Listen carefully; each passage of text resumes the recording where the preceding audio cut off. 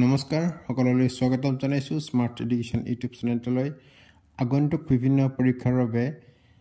Sports জিকেৰ কেইটামান গুৰুত্বপূৰ্ণ প্ৰশ্ন আলোচনা কৰিবলৈ লৈছো হেহে ভিডিঅটো স্কিপ নকৰাকৈ চাব আৰু সাবস্ক্ৰাইব কৰিবলৈ নাপাহৰিব প্ৰথম প্ৰশ্ন who is the first Indian cricket to score triple century against Pakistan in a test innings পাকিস্তানৰ বিৰুদ্ধে টেষ্ট ইনিংছত 30 শতক অৰ্জন কৰা প্ৰথমগৰাকী ভাৰতীয় ক্ৰিকেট খেলুৱৈ কোন শুদ্ধ উত্তৰটো হ'ল সি বীৰেন্দ্ৰ সেহৱাগ বীৰেন্দ্ৰ সেহৱাগ পাকিস্তানৰ বিৰুদ্ধে টেষ্ট মেচত 30 শতক অৰ্জন কৰা প্ৰথমগৰাকী ভাৰতীয় ক্ৰিকেটাৰ আছিল 2004 চনত ভাৰতৰ পাকিস্তান ভ্ৰমণৰ সময়ত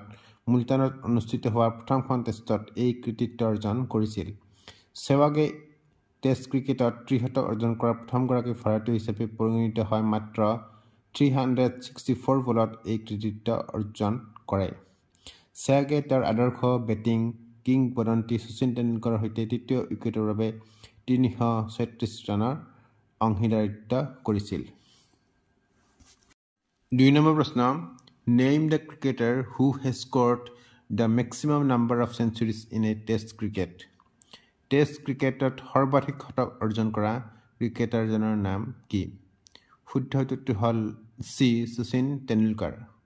শচীন তেণ্ডুলকাৰে 51টা শতকৰ সৈতে টেষ্ট ক্ৰিকেটত সৰ্বাধিক শতকৰ অভিলেখ কৰিছে 200খন মেচত আৰু 329খন ইনিংছত 15,921 ৰান সংগ্ৰহ কৰি তেওঁ টেষ্ট ক্ৰিকেটত সৰ্বাধিক ৰান সংগ্ৰহ কৰিছিল তেণ্ডুলকাৰৰ আন্তঃৰাষ্ট্ৰীয় ক্ৰিকেট ইতিহাসত 100টা শতক অৰ্জন কৰা একমাত্ৰ ক্ৰিকেটাৰ যাৰ ভিতৰত আছে এদিনীয়া আন্তঃৰাষ্ট্ৰীয় খেলত 49টা শতক 3 নম্বৰ প্ৰশ্ন who scored the maximum number of centuries in ODI cricket matches এদিনীয়া আন্তঃৰাষ্ট্ৰীয় খেলত সৰ্বাধিক শতক কোনে অৰ্জন কৰিছিল শুদ্ধ উত্তৰটো হ'ল ডি বিৰাট কোহলীয়ে এদিনীয়া আন্তঃৰাষ্ট্ৰীয় ক্ৰিকেটত সৰ্বাধিক অৰ্জন কৰা অভিলেখ কৰিছে য'ত 50টা শতক আছে তেওঁৰ 295খন এদিনীয়া মেচ খেলিছে আৰু 58.18 কৰে 13,906 ৰান সংগ্ৰহ কৰিছে 4 নম্বৰ প্ৰশ্ন who is the first Australian bowler to take 600 wickets in a test match test মেচত 600 উইকেট লোৱা প্ৰথমগৰাকী অষ্ট্ৰেলিয়ান বলাৰ কোন শুদ্ধ উত্তৰটো হ'ল এ শেন ৱাৰ্ণে টেষ্ট ক্ৰিকেটত 600টা উইকেট লোৱা প্ৰথমগৰাকী অষ্ট্ৰেলিয়ান বলাৰ আছিল 2005 চনত মানচেষ্টাৰৰ ৱৰ্ল্ড ষ্টেফৰ্ডত অনুষ্ঠিত তৃতীয় এছেছ টেষ্টৰ প্ৰথম দিনটোত তেওঁ এই মাইলৰ খুঁটি অতিক্ৰম কৰিছিল ৱাৰ্ণৰ 600 সংখ্যক উইকেট লোৱা ইংলেণ্ডৰ অপেনাৰ মাৰ্কাছ ট্ৰেস্কথিকৰ পৰা লোৱা হৈছিল ৱাৰ্ণে 700 টেষ্ট উইকেট লোৱা প্ৰথমজন বলাৰ আছিল যিয়ে তেওঁ 2006 চনত লাভ কৰিছিল 2005 চনত তেওঁ 95টা উইকেট দখল কৰিছিল যিয়ে এটা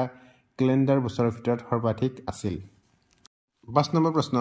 name the only Indian cricket to be in sir ব্ৰেডমেনছ ড্ৰিম টিম ছাৰ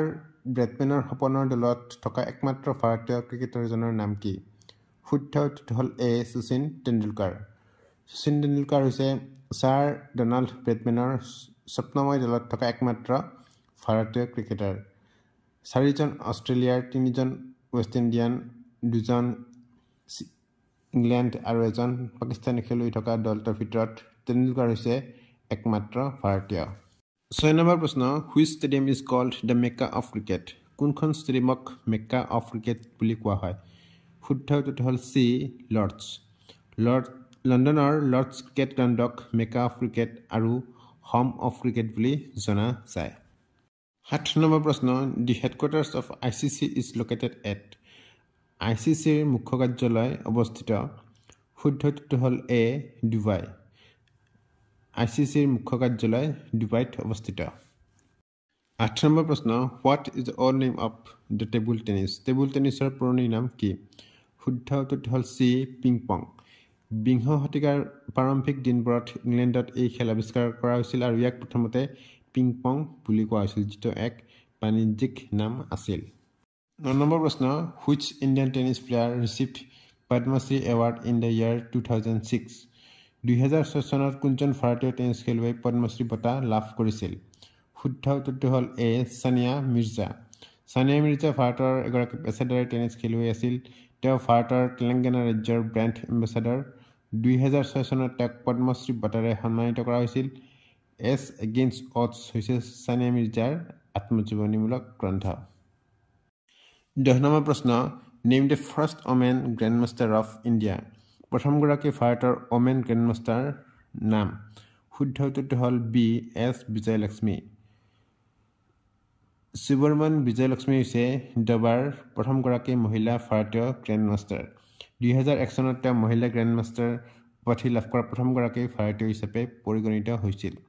2001 চনত ভাৰত চৰকাৰে তেওঁক অৰ্জুন বঁটা প্ৰদান কৰে।